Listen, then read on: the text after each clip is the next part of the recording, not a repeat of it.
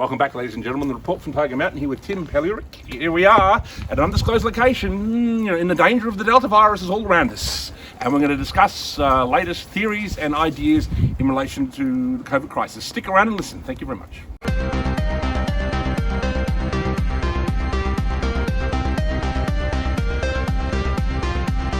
Tim, welcome back. Part two, we've got the alien octopus just off camera asking us questions. Alien octopus, do you want to start us off with a question from the chorus? So what are your thoughts of the vaccines? Vaccine, Tim? You lining up? Can't wait. Pretty simple answer. Not enough information.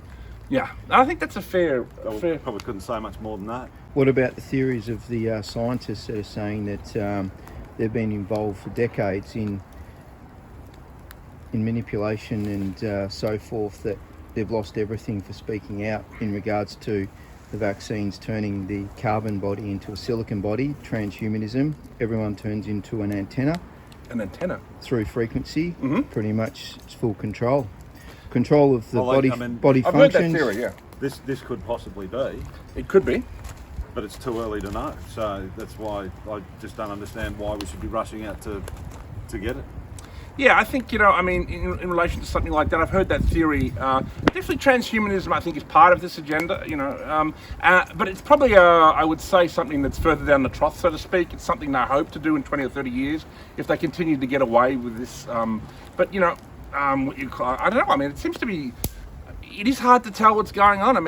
I guess there's always the possibility that there is some real element to all this and that maybe some of this is necessary. I don't know. Maybe people who are unvaccinated in Australia, I know I'm unvaccinated, I think Tim is as well, maybe one day we're going to regret this position, but I doubt it. I think the danger in things like the mutations, the mutations themselves could be coming from the vaccines. It could be mutating the virus. Like with any virus, I'm one of those crazy conspiracy theorists who just thinks that, the best way to protect yourself from any kind of virus is by healthy living a healthy life. Yeah, exactly. Have a good glass of wine, nice sure meal, you go out which and we just had. eat really well. Get plenty of fresh air, get salt water, get salt water in your system, get vitamin D, Yep. that kind of thing, and you protect yourself against millions of different viruses that are out there that we, come into contact with every day. Why do you think people are being told to stay out of the sun? People are basically told to carry in their homes. If people are out constantly exercising and running around, obviously I guess you are encouraged to do an hour of exercise, and I at least always attempt to do that, because I think when you are, you can't help this kind of lethargy, when you get stuck in your house too long, you know what I mean? There's something unhealthy about that in general. I don't believe it's good for us as humans. It's, with mental health, physical health, we need interaction with people. We do, And we need, engagement with the environment and exercise. Vitamin D's been a factual point that's been brought up, that vitamin D is something that is very positive towards good point this there virus. From octopus. So when you talk about the sun, but even just like in terms of taking vitamin D, international units per day. Yep. Again, doctors and scientists have said that it's a massive combat against this. And do you think that it's a perspective thing? Like, a perspective can build a belief structure, and in that we have Christianity, where some Christians believe that God has sent the vaccine to protect them, whereas others that believe that the vaccine is that of the mark of the beast. Yes. So there's a conflict there and a divide. So is it also about growing divide? Correct. Divide. Yes. I think there's a lot to do with that. Absolutely. Yeah, what are your thoughts? I think it's definitely a divide and conquer. It's very similar to the way that they divide the left and the right, and the way that intersectional politics just likes to try and create divisions between black and white, and other ethnic minorities and stuff. That's something the elites I've always been interested in. Of late, recently in Sydney, the woman, one of the health ministers, I think the New South Wales one, said you're not even supposed to talk to people. That's right. This is a new level of totalitarianism. That video went viral. Well, what do you think of that, Tim? Well, I think we used this would be illegal in New South Wales. You did say this word before, authoritarian, yeah. and the word totalitarian is thrown around a lot.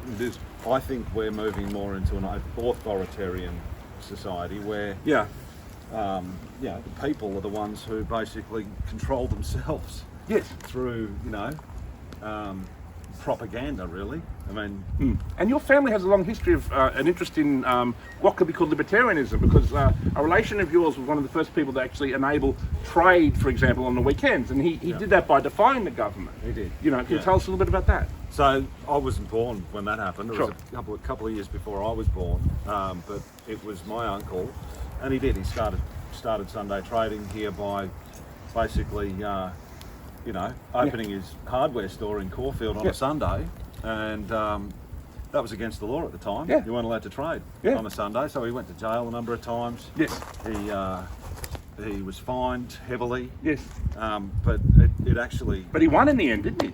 Sunday trading is legal. What do you think you'd react now, the way everyone's being forced? I think you'd be against it, wouldn't you? Is he still alive, your uncle? He's obviously a big believer in freedom. Yeah. And you got to ask yourself the question. I mean, is this is the way we're living right now in Melbourne, Sydney, South Australia, Tasmania? I heard they're under pretty significant lockdowns too. Is this freedom? Yeah. That's the thing. So, my family definitely is. I've always been big proponents of freedom. My great-great-grandfather was the first mayor of Ballarat as well, and involved a lot with the people there and freedom, Eureka Stockade. Yes, absolutely. So the Aussie spirit, mate. Yeah, that's right. It's always been about freedom, and I think this kind of event teaches you the importance of your freedom, and the way it can so easily be taken from us. And I think it's deeply disturbing, That's right. Well, and the powers that be, they know that we want our freedom back, and we'll do anything just to have our freedom back. Yeah, So they're using that. I feel like a lot of people are out there, following the orders, the health rules, just so that they don't get, just so that they don't get. Yep. Stuck into the room for another 2 months. Exactly. Yeah. Just they want to be free. So back when I mentioned about the divide with the vaccine, the people that have had it and haven't had it, same thing with the masks. Like, it started with the mask, everyone wear a mask, and it was like everyone was silenced. The mask is a symbolism of silencing. And then after that... It's like a muzzle. And there was a divide with the masks. And now it's a scanning. So it's scanning and control, like everywhere you go, scanning. It's the next thing. We've got tap and go. So it does seem that the totalitarianism does seem to be increasing, and it was strange because I did a video like this with my friend David Thrussell at another undisclosed location, and we were of the opinion that it was going to get worse. At the time, no one was in lockdown at all, and David particularly was like, "No, it's definitely going to get worse." And he was completely correct. It has gotten worse. Obviously, what's happening with the QR codes, which, when you think about it, is you need the government's permission to buy bread, technically. You know what I mean? Or go grocery shopping. So we are at a kind of strange level. In summing up, what are your thoughts? Well, I think that, basically, I just think that we need to ask these questions regardless of what the answers might be. If the answers aren't really what we want to hear, that doesn't mean that we shouldn't ask the questions. I agree. I think we should ask the questions, start thinking for ourselves a little bit more, and stop listening to what we're being told. Yes. And fed through media and social media even. Think about things. Think about why think independently, and why are certain people silenced? Yeah, and ask Yeah, questions of people in power. I mean, that used to be something. I mean, it's often associated with people who have an interest on the right, but the left used to always challenge people in power. And where the hell are those people gone in this crisis? Yeah, well, that's right. Yeah. It's disturbing. well, even in saying that, you have the politicians. There's no longer your parties. When you have a Liberal leader considering a Labor leader their good mate, their good friend, they can't wait to catch up with them, and so then you've got one world government already, in a sense, I think that is strange. in a country. When all these lockdowns happened, I mean, obviously Daniel Andrews was the man who was locking everybody down more than anybody else, and he seemed to be the most totalitarian-orientated one. But then along comes this New South Wales lockdown, and New South Wales right now is getting the harshest lockdown that's yet appeared in Australia, with the QR codes, with entire groups of people saying they can't even go to work, all right, and they're even stopping construction work. So what we're seeing right now in New South Wales, which is a Liberal leader, which is apparently the party of the the more libertarian than Labor, you're seeing them doing it. So it's extraordinary. But could it have been a basically building a manual? Like, could have Victoria, you've looked at as the satanic capital of Australia? Yes. Could we have built the manual last year. Well, I think we might have built the manual, and I think obviously we're and exporting the manual it. was used overseas in Europe as not well. Not only, yeah. I mean, you know, They're refining it. Perhaps. Exactly, and the lockdown that they did, and that's why I think Daniel Andrews was so important in a sense to the beginning of this, because he was getting noticed all over the world for being the most totalitarian kind of draconian lockdown within the Western world. He was, you know, and there are countries like Florida in the United States that never locked down at all, and they've had lower cases than states in America like New York and California that had that had the even more, you know, harshest lockdowns there are. With your favourite saying of the cabal, the globalists. Yes. If they're running part of the show, do you think that we are in for lockdowns through to December in Australia?